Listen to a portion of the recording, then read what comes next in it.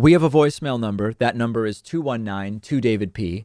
I got a voicemail from a caller who is really, really mad at me. The caller, of course, is listening to the show in the background, which is almost a requirement for some of these angry phone calls. And they claim I am lying. Lots of people voted while dead. Lots of dead voters. And they're just really upset with me. Take a listen to this. I'm not sure if David, it's a shame lying on television. The facts are absolutely the facts. I mean, saying that dead people don't vote. I have two friends that have already filled out the. First of all, in a literal sense, dead people don't vote. Obviously, that's not even what we're talking about is false votes being cast for dead people. But dead people, how is it a fact that dead people vote? If they're dead, they can't vote. Paperwork and had a notary sign it, affidavit. They did. Their grandmother has been dead for 4 years, and she voted, and several other people. So you're lying to the public on television.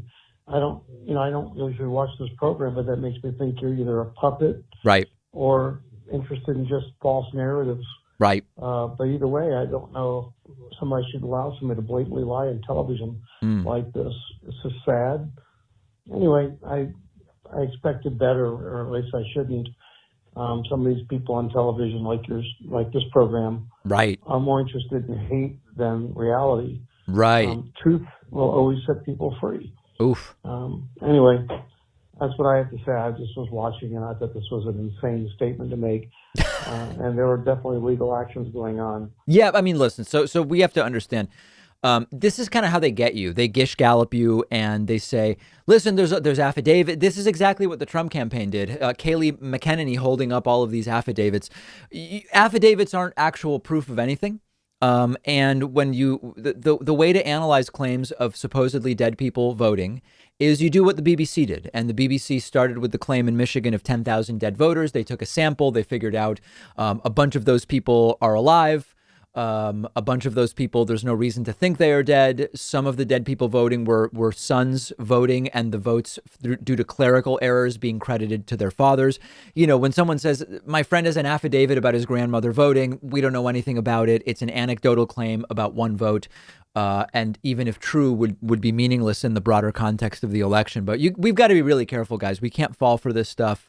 And there's a lot of people out there that depend on you falling for baseless lies.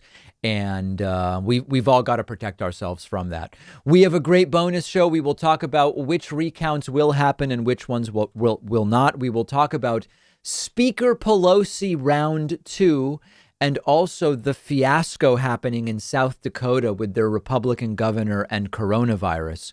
Those stories and more on today's bonus show. Grab a membership at joinpakman.com, and I will see you then.